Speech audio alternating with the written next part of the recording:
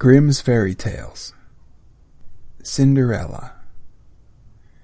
There was once a rich man whose wife lay sick, and when she felt her end drawing near, she called to her only daughter to come near her bed, and said, "Dear child, be good and pious, and God will always take care of you, and I will look down upon you from heaven, and will be with you." And then she closed her eyes and died. The maiden went every day to her mother's grave and wept, and was always pious and good. When the winter came, the snow covered the grave with a white covering, and when the sun came in the early spring and melted it away, the man took to himself another wife. The new wife brought 2 daughters home with her, and they were beautiful and fair in appearance, but at heart were black and ugly. And then began very evil times for the poor stepdaughter. "Is she stupid creature to sit in the same room with us?" said they. "Those who eat food must earn it. This is nothing but a kitchen maid." They took away her pretty dresses, and put on her an old grey kirtle, and gave her wooden shoes to wear. "Just look now at the proud princess, how she is decked out," cried they laughing, and then they sent her into the kitchen. There she was obliged to do heavy work from morning to night. Get up early in the morning, draw water, make the fires, cook and wash. Besides that, the sisters did their utmost to torment her, mocking her and strewing peas and lentils among the ashes, and setting her to pick them up. In the evenings, when she was quite tired out with her hard day's work, she had no bed to lie on, but was obliged to rest on the hearth among the cinders, and because she always looked dusty and dirty, as if she had slept in the cinders, they named her Cinderella. It happened one day that the father went to the fair, and he asked his 2 stepdaughters what he should bring back for them. "Fine clothes," said one. "Pearls and jewels," said the other. "But what will you have, Cinderella?" said he. "The first twig, father, that strikes against your hat on the way home. That is what I should like you to bring me."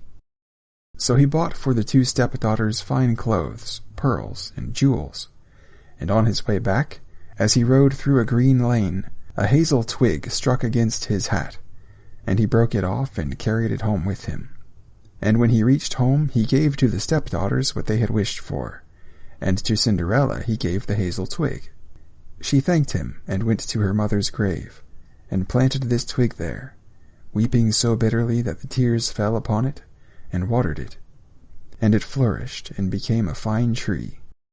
Cinderella went to see it 3 times a day, and wept and prayed, and each time a white bird rose up from the tree, and if she uttered any wish, the bird brought her whatever she had wished for. Now it came to pass that the king ordained a festival that should last for 3 days, and to which all the beautiful young women of that country were bidden, so that the king's son might choose a bride from among them. When the 2 stepdaughters heard that they too were bidden to appear, they felt very pleased, and they called Cinderella and said, "Comb our hair, brush our shoes, and make our buckles fast. We are going to the wedding feast at the king's castle." When she heard this, Cinderella could not help crying, for she too would have liked to go to the dance, and she begged her stepmother to allow her. "What, you, Cinderella," said she, "in all your dust and dirt, you want to go to the festival? You that have no dress and no shoes, you want to dance?" But as she persisted in asking, at last the stepmother said, "I have strewed a dish full of lentils in the ashes, and if you can pick them all up again in 2 hours, you may go with us." Then the maiden went to the back door that led into the garden, and called out, "O gentle doves, O turtle doves, and all the birds that be, the lentils that in ashes lie, come and pick up for me. The good must be put in the dish, the bad you may eat if you wish."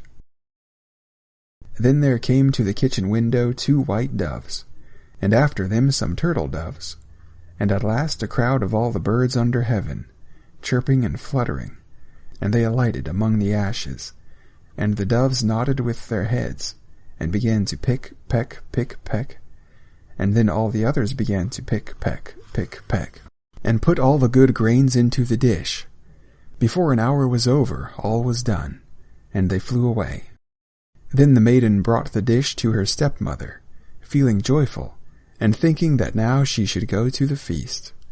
But the stepmother said, "No, Cinderella, you have no proper clothes, and you do not know how to dance, and you would be laughed at." And when Cinderella cried for disappointment, she added, "If you can pick 2 dishes full of lentils out of the ashes, nice and clean, you shall go with us," thinking to herself, "For that is not possible." When she had strewed 2 dishes full of lentils among the ashes, the maiden went through the back door into the garden and cried, "O gentle doves, O turtle doves, and all the birds that be, the lentils that in ashes lie, come and pick up for me. The good must be put in the dish, the bad you may eat if you wish." So there came to the kitchen window 2 white doves, and then some turtle doves, and at last a crowd of all the other birds under heaven, chirping and fluttering, and they alighted among the ashes, and the doves nodded with their heads and began to pick, peck, and then all the others began to pick, peck, and put all the good grains into the dish. And before half an hour was over, it was all done, and they flew away. Then the maiden took the dishes to the stepmother, feeling joyful, and thinking that now she should go with them to the feast. But she said, "All this is of no good to you. You cannot come with us, for you have no proper clothes, and cannot dance. You would put us to shame." Then she turned her back on poor Cinderella, and made haste to set out with her 2 proud daughters.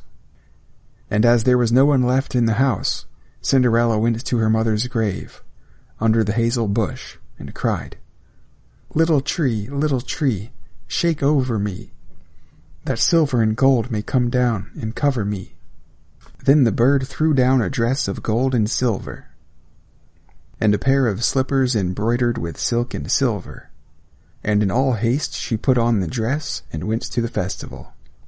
But her stepmother and sisters did not know her, and thought she must be a foreign princess. She looked so beautiful in her golden dress. Of Cinderella they never thought at all, and supposed that she was sitting at home, and picking the lentils out of the ashes. The king's son came to meet her, and took her by the hand and danced with her, and he refused to stand up with anyone else, so that he might not be obliged to let go her hand. And when anyone came to claim it, he answered, "She is my partner." And when the evening came, she wanted to go home, but the prince said he would go with her to take care of her, for he wanted to see where the beautiful maiden lived. But she escaped him, and jumped up into the pigeon house. Then the prince waited until the father came, and told him the strange maiden had jumped into the pigeon house. The father thought to himself, "It surely cannot be Cinderella," and called for axes and hatchets, and had the pigeon house cut down, but there was no one in it.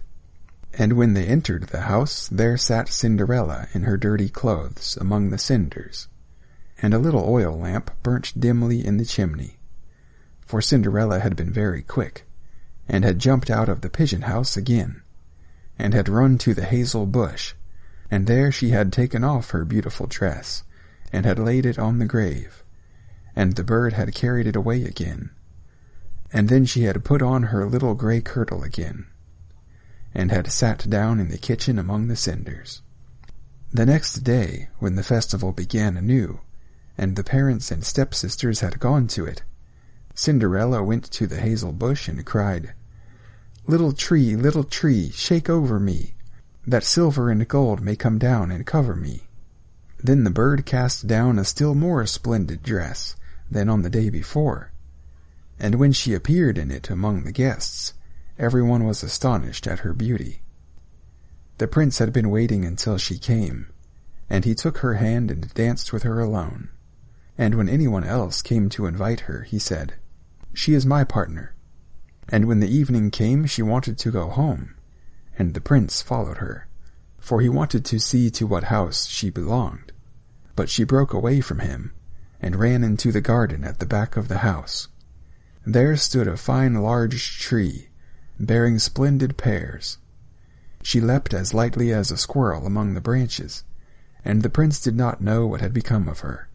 So he waited until the father came, and then he told him that the strange maiden had rushed from him, and that he thought she had gone up into the pear tree.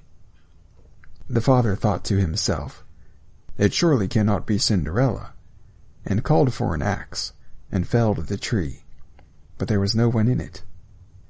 And when they went into the kitchen, there sat Cinderella, among the cinders as usual, for she had got down the other side of the tree, and had taken back her beautiful clothes to the bird on the hazel bush, and had put on her old grey kirtle again.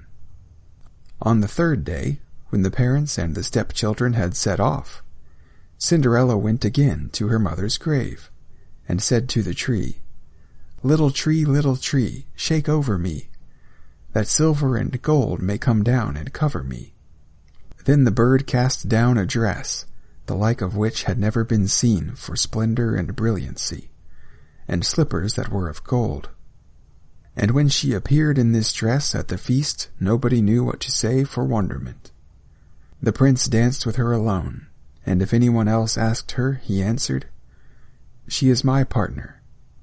And when it was evening, Cinderella wanted to go home, and the prince was about to go with her, when she ran past him so quickly that he could not follow her.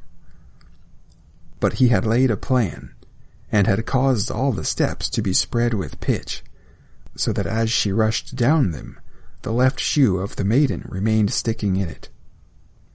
The prince picked it up, and saw that it was of gold, and very small and slender.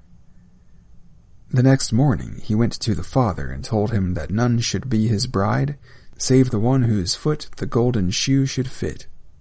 Then the two sisters were very glad, because they had pretty feet. The eldest went to her room to try on the shoe, and her mother stood by. But she could not get her great toe into it, for the shoe was too small. Then her mother handed her a knife and said, "Cut the toe off, for when you are queen you will never have to go on foot." So the girl cut her toe off, squeezed her foot into the shoe, concealed the pain, and went down to the prince. Then he took her with him on his horse as his bride, and rode off. They had to pass by the grave, and there sat the two pigeons on the hazel bush, and cried, "There they go, there they go. There is blood in her shoe. The shoe is too small, not the right bride at all." Then the prince looked at her shoe, and saw the blood flowing, and he turned his horse round and took the false bride home again, saying she was not the right one, and that the other sister must try on the shoe. So she went into her room to do so, and got her toes comfortably in, but her heel was too large. Then her mother handed her the knife, saying, "Cut a piece off your heel. When you are queen, you will never have to go on foot." So the girl cut a piece off her heel, and thrust her foot into the shoe, concealed the pain, and went down to the prince, who took his bride before him on his horse, and rode off. When they passed by the hazel bush, the two pigeons sat there and cried, "There they go, there they go. There is blood in her shoe. The shoe is too small, not the right bride at all." Then the prince looked at her foot, and saw how the blood was flowing from the shoe, and stained the white stocking, and he turned his horse round and brought the false bride home again. "This is not the right one," said he. "Have you no other daughter?" "No," said the man. "Only my dead wife left behind her a little stunted Cinderella. It is impossible that she can be the bride." But the king's son ordered her to be sent for. But the mother said, "Oh no, she is much too dirty. I could not let her be seen." But he would have her fetched, and so Cinderella had to appear. First she washed her face and hands quite clean, and went in and curtsied to the prince, who held out to her the golden shoe. Then she sat down on a stool, drew her foot out of the heavy wooden shoe, and slipped it into the golden one, which fitted it perfectly. And when she stood up, and the prince looked in her face, he knew again the beautiful maiden that had danced with him, and he cried, "This is the right bride." The stepmother and the 2 sisters were thunderstruck, and grew pale with anger. But he put Cinderella before him on his horse and rode off. And as they passed the hazel bush, the 2 white pigeons cried, "There they go, there they go! No blood on her shoe. The shoe's not too small. The right bride is she after all." And when they had thus cried, they came flying after and perched on Cinderella's shoulders, one on the right, the other on the left, and so remained. And when her wedding with the prince was appointed to be held, the false sisters came, hoping to curry favor, and to take part in the festivities. So as the bridal procession went to the church, the eldest walked on the right side, and the younger on the left. And the pigeons picked out an eye of each of them. And as they returned, the elder was on the left side, and the younger one on the right. And the pigeons picked out the other eye of each of them. And so they were condemned to go blind for the rest of their days, because of their wickedness and falsehood.